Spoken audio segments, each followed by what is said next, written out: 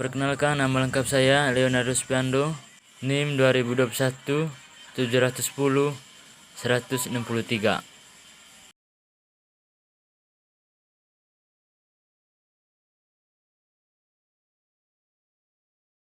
Saya akan menjelaskan materi tentang fungsi sumber daya manusia. Sumber daya manusia merupakan suatu komponen penting yang berfungsi sebagai penggerak atau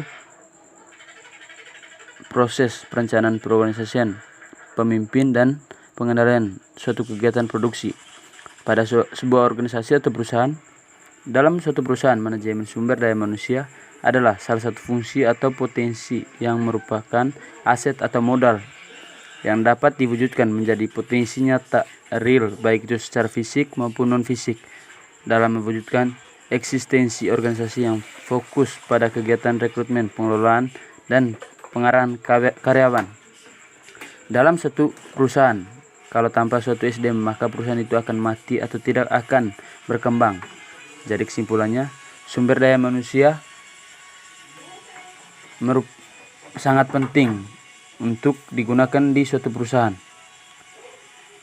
Di dalam suatu perusahaan atau suatu organisasi, maka diperlukan hal-hal berikut. Yang pertama, SDM pengadaan, yang kedua SDM pengembangan, dan yang ketiga SDM pemanfaatan, SDM status dan tugas manajer SDM.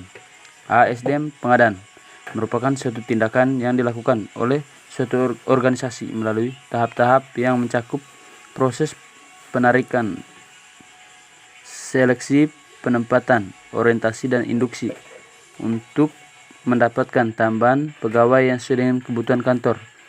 Yang kedua SDM pengembangan adalah salah satu rangkaian kegiatan organisasi atau institusi yang dilaksanakan dalam interval atau waktu tertentu dan didesain untuk melahirkan perubahan sikap, mental, dan keahlian karyawan sehingga mereka mampu menyelesaikan penugasan yang berhubungan dengan peran dan tanggung jawab di suatu organisasi tersebut.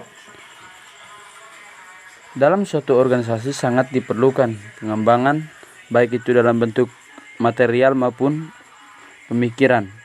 Yang ketiga, SDM pemanfaatan merupakan suatu tujuan agar perusahaan tersebut dapat berkembang, maka diperlukan SDM pemanfaatan agar di setiap barang yang diproduksi dapat dimanfaatkan dengan baik supaya perusahaan dapat berkembang.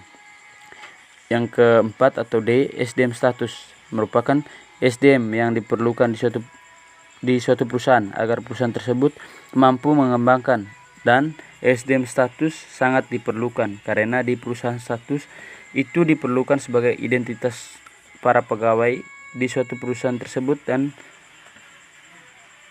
status juga diperlukan di dunia teknologi supaya identitas dari karyawan atau perusahaan dapat diketahui.